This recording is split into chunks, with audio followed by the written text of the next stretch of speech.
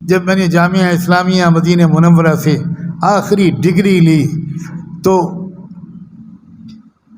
میں نے فوراً اپنے والد ماجد اور اپنے دوسرے مربی حضرت مولانا ابوالحسن علی ندوی میرے مستقبل کے بارے میں یہ دونوں حضرات کوئی فیصلہ آپسی مشورے کے بغیر نہیں کرتے تھے، تو میں نے ان دونوں کو اطلاع دی کہ اب مجھے سند مل گئی، فارغ ہو گیا، اب کیا حکم ہے میرے لیے؟ تو ان دونوں نے یہ کہا آپس میں مشورہ کر کے فوراً واپس آؤ۔ اب میں اگلے دن اپنے ڈپارٹمنٹ کے دفتر میں گیا، رجسٹرار کے سامنے درخواست پیش کی کہ مجھے اب واپس جانا ہے، اس لیے میرے سفر کے کاغذات تیار کر دیں تاکہ پاسپورٹ وغیرہ تو وہاں جمع ہو جاتا ہے۔ تو رجسٹرار نے مجھ سے کہا کہ اتنی جلدی مت کر، کوئی جلدی نہیں، اطمینان سے رہو۔ میں نے کہا نہیں، مجھے تو بھائی 1-2 دن میں جانا ہے۔ تو اس نے دروازہ دفتر کا اندر سے بند کیا اور کہنے لگا کہ لگتا ہے کہ امتحان کی محنت تم نے زیادہ کی ہے، کچھ بہکی بہکی باتیں کر رہے ہو۔ بڑا پرمذاق آدمی تھا۔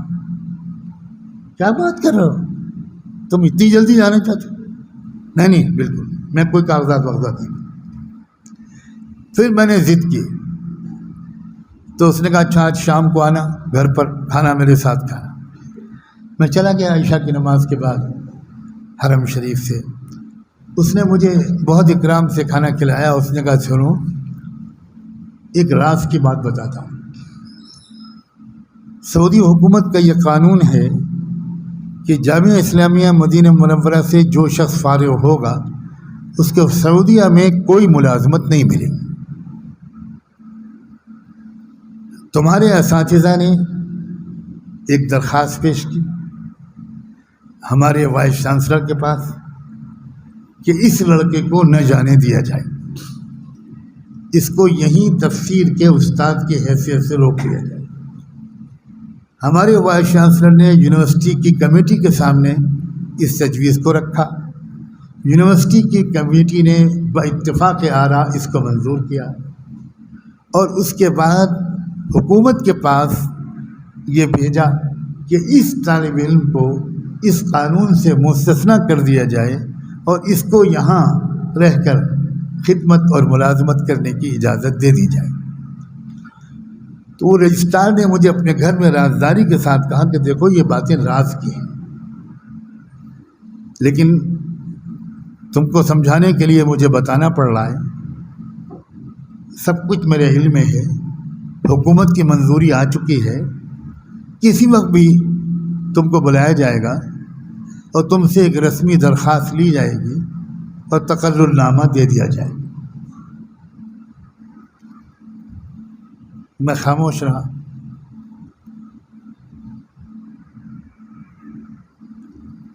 میں نے اپنے والد ماجد کو فون کیا اور یہ سارا ماجرا بتایا۔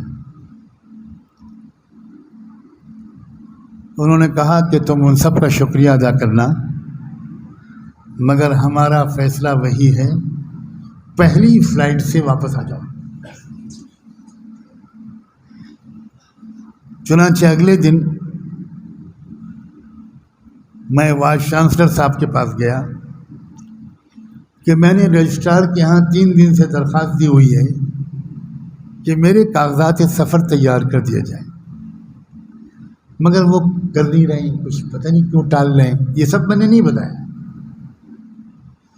تو شیخ نے، میرے وائس چانسلر دکتر عبداللہ زاہد، بہت عظیم انسان تھے، انہوں نے پھر مجھ سے کہا کہ شام کو آج عشاء کے بعد مسجد نبوی کے باب السلام پر میں تمہارا انتظار کروں گا، میرے گھر چلنا، وہاں بات کریں گے۔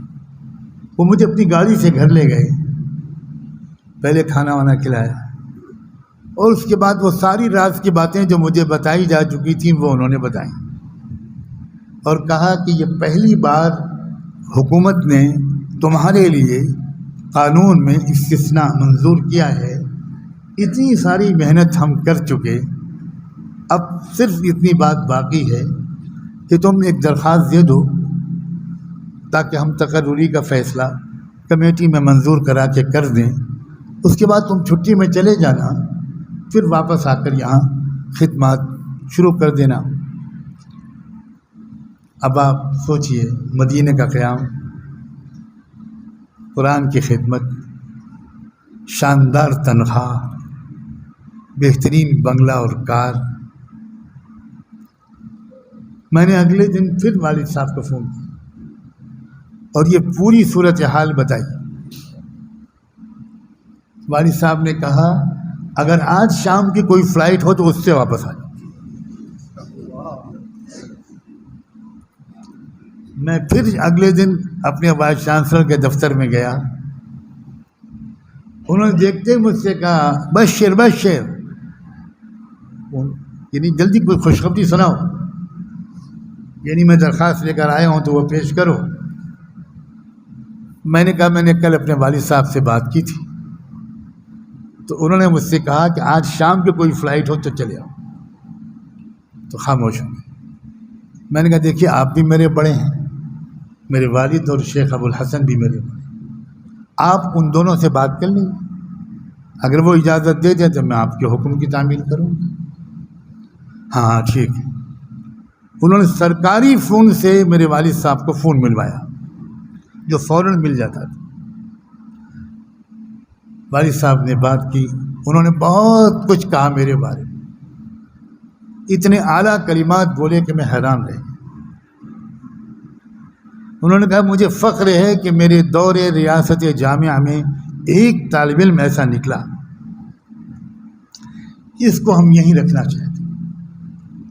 والد صاحب نے ان سے جو کہا اس کا انہوں نے خلاصہ مجھے خود سنایا کہ شیخ آپ کی بات کا ٹالنا مناسب نہیں ہے، لیکن آپ تو مدینے میں ہیں، ہم دار الکفر والشرک میں۔ ہم نے اپنے بچے کو بچپن سے کچھ تیار کیا تھا کہ وہ یہاں کچھ کام کرے گا، بہت احسان ہوگا پورے ملک پر اگر آپ میری درخواست پر اس بچے کو یہاں آنے دیں۔ تو شیخ زائد رونے لگے اور کہنے لگے آپ کو مبارک ہو کہ آپ کا بیٹا ایسا، اور عزیز خلیل کو مبارک ہو کہ اس کا باپ ایسا۔ بس اب مجھے کچھ نہیں کہنا۔ مجھ سے کہا تم بالکل جاؤ، جو انتظامات ہم سے مدد ملے گی وہ میں کرواتا ہوں۔ پھر دنیا حیران رہ گئی کہ جب میں مدینے کے ہوائی اڈے پر پہنچا، کیونکہ ہوائی ٹکٹ واپسی کا انہوں نے دیا تھا، تو خود وائس چانسلر صاحب مجھے رخصت کرنے کے لیے اور روتے ہوئے انہوں نے مجھے رخصت کیا اور کہا کہ تمہارے والد کا احترام اگر اس درجے کا نہ ہوتا تو پھر میں تم کو نہ جانے دیتا، جاؤ اللہ تم سے کام لے۔